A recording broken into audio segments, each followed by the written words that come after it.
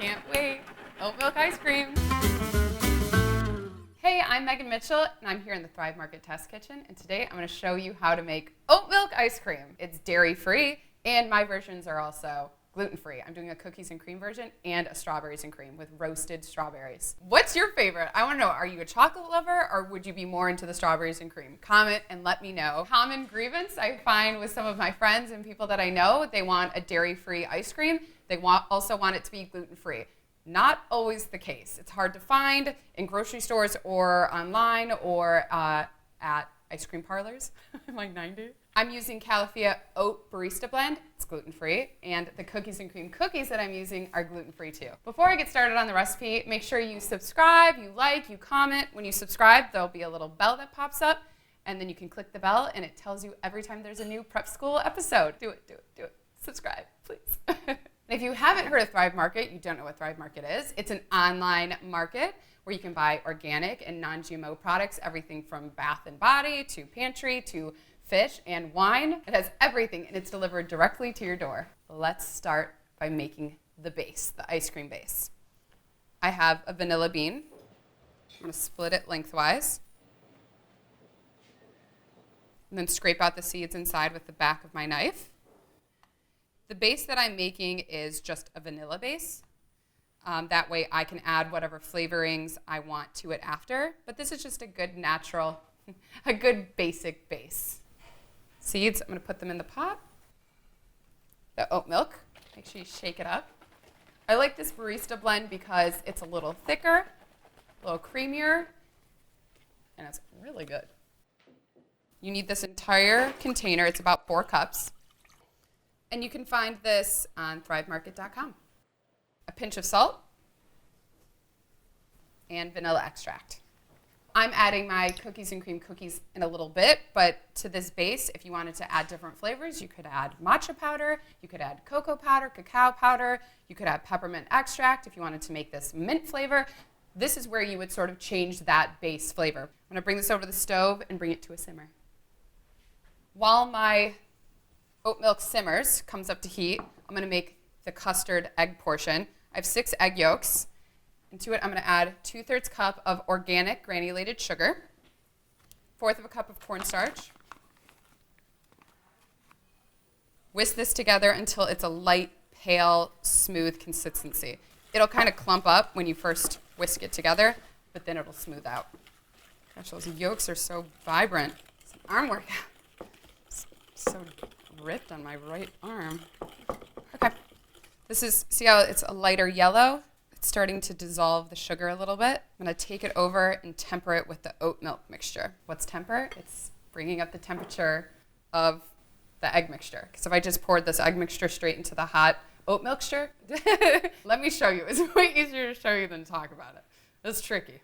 Mama can't speak today. All right, so I want to take a ladle or 2 of this warm oat milk mixture and whisk it into the egg mixture.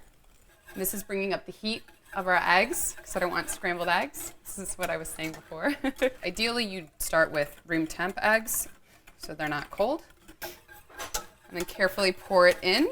And I want to whisk while I'm doing it. Every last drop. And then I just want this to come up to a simmer. That's what activates the cornstarch. It won't really start to thicken and do its work until it comes to a boil. So just keep an eye on it, whisk it, the bubbles will dissipate and go away, and then you'll see it thickens. It goes from feeling very soupy to feeling like a gravy. Oat milk gravy, my favorite.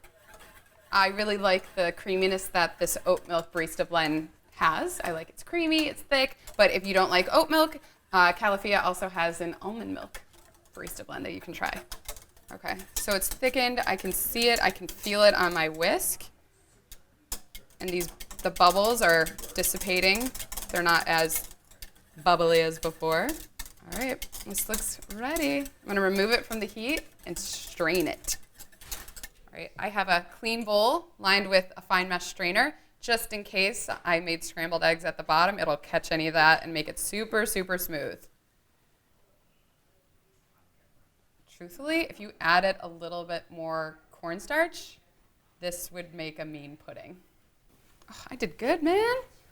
There isn't barely any little eggy bits. I want to just taste this base. Taste this base.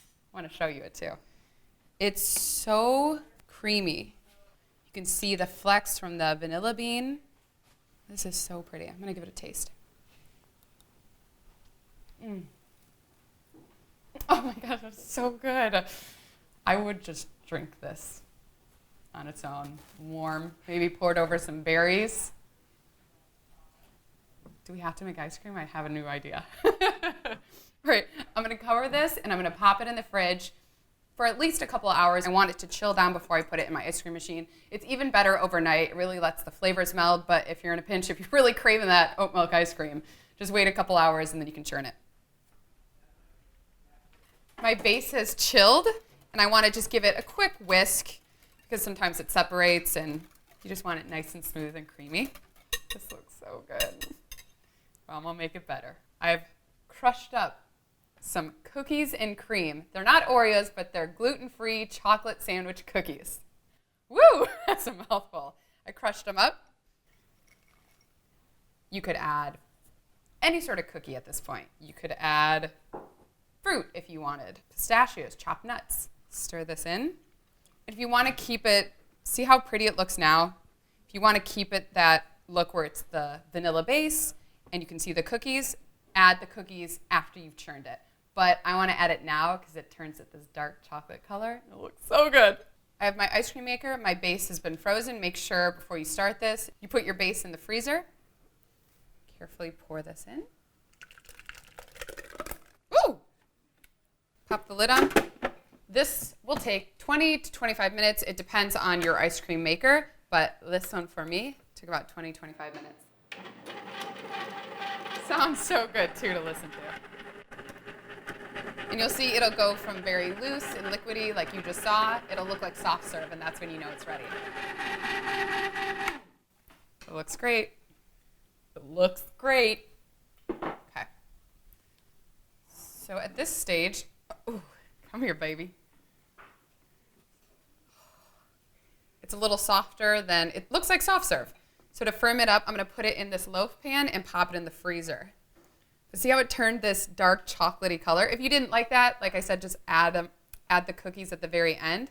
But I like that it looks like this. I'm going to add even more cookies because I'm sick with it and I want to do it. Okay. So what I like to do is I'm going to add half of this mixture into the bottom of the base. I'm going to add half the mixture into the loaf pan. Kind of flatten it out. And then more gluten-free chocolate cream sandwiches. I just crush them up because who doesn't want a large chunk of cookie in their ice cream? The remaining ice cream, a few more cookies. Push these down a little bit, kind of swirl them in. Okay, I'm going to pop this in the freezer so it firms up so I can properly scoop it like ice cream, but I am in a test kitchen. I already have one ready.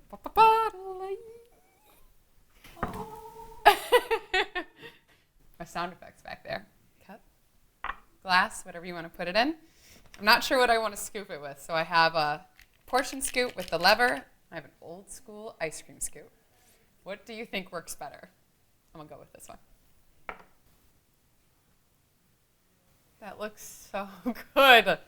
Dairy-free, gluten-free oat milk ice cream. Hashtag trending everything. I'm going to try this. It looks so good. A little spoon. Oh, I got a big chunk of cookie.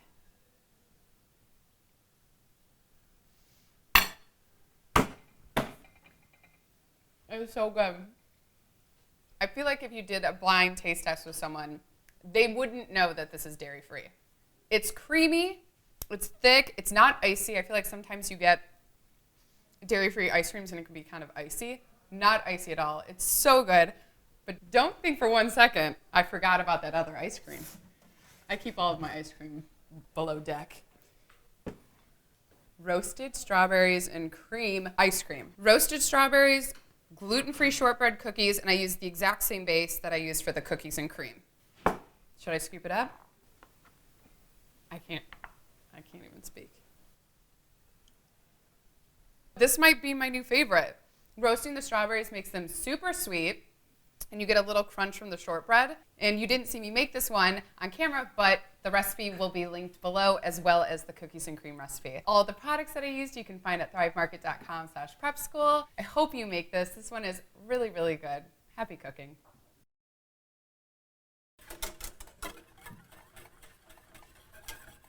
Mm-hmm.